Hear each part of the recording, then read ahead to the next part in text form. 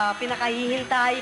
Kung nanood kayo ng launching namin sa Ultra, ay naririto po at pinakita natin si Aling Trining, ang isa po sa mga nagmamahal po sa atin. At nagkataon po na nung nagkaroon ako ng pagkakataon na puntahan po siya sa lugar nila at gusto ko sana siyang sorpresahin. Kaya lamang, pagdating ho namin, ako ho ang nasorpresa sapagkat napakainit ho ng pagtanggap nila sa amin.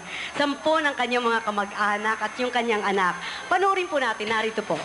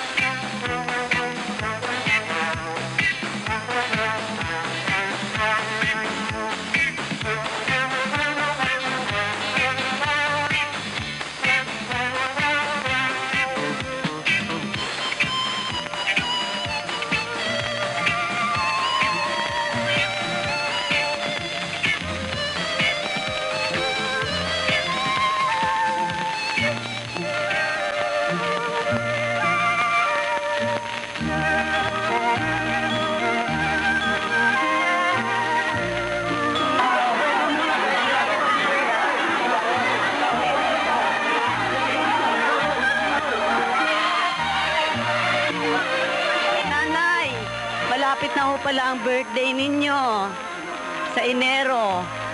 Bagong taon pa ho. Ha? Happy birthday ho. Anong wish niyo po sa birthday niyo? Anong gusto niyo hilingin sa inyong kaarawan? Gusto ko lumakas. Ay nako, gusto niyo po lumakas. Lalakas na po kayo. Ito, para sa inyo ito. Ito ang sorpresa sa inyo. Pangako ko lang yung sunuotin. Ha? Ay, ito na ho. Kaya yun yung sorpresa. Yan naman, ito pamasko yung pang birthday. Pang birthday gift.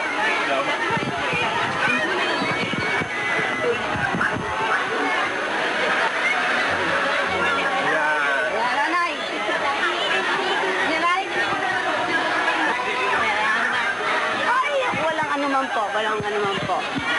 Basta magpapalakas lang ho kayo, ho. At lagi niyo panunuorin kami, ha? May napanood naman kayo. Ay, pala, ganun dito dito.